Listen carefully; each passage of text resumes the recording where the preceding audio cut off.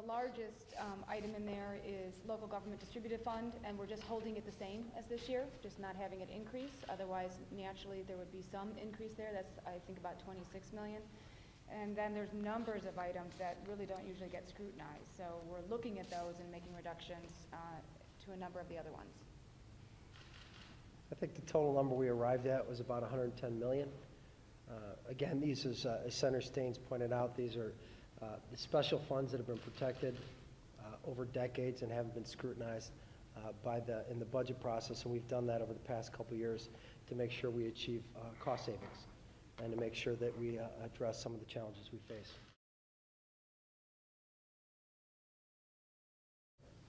I think it's very important that we determine as a caucus from the education side, because we look at, in the state of Illinois, the unemployment rates for people who have high school degrees is about 17–18%, and those who have college degrees is about 6%. So our budget investment reflects that priority of making sure that we educate people and put them back to work. And let me say this, let me say one other thing on that. The money that we have identified in the funds is being used to pay down bills. And so those are one-time revenues, and obviously this is a backlog of unpaid bills. So that was a priority. We do presume in this budget that we are going to be living within what the governor's proposal was for Medicaid. So that does presume the $2.7 billion solution. While we haven't passed that yet, as you know, you would know if we have, we are diligently working towards an agreement on that, and I think we will hopefully make progress on that next week. So this is presuming that, and we've been working with the governor's office all along, as well as all 4 caucuses on that. The other most significant difference I think this plan has from the governor's is that we're setting aside a lot more dollars to pay down unpaid bills. And that was a real priority for our caucus. We have a lot of nonprofits and other vendors out there who aren't getting paid, and school districts, all sorts of local governments, and we felt strongly that we need to really start bringing down those unpaid bill levels. So we made that a priority as well. Obviously, we're getting down to the wire here, and we need to get a budget passed. The principles that we have focused on as Senate Republicans are being in a position to keep the promise that the Democrats made that the tax increase would be temporary, paying down the backlog of bills so that we can get this state back to work again.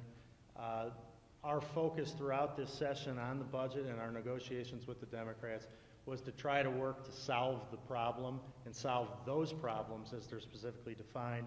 We just today, this afternoon, got the budget plan that you just heard about. In going through it quickly, it appears to increase spending substantially over last year. It actually increases spending over the governor's proposal by over $500 million, and it increases revenues. Now, one thing that isn't included in there, as I understand it, is the cigarette tax, which Democrats have made pretty clear they consider to be a central component of the Medicaid reforms and getting to the 2.7 in Medicaid. Now, they reference the 2.7 billion in cuts in Medicaid, and it's my understanding they acknowledge they don't intend to get to 2.7 in cuts.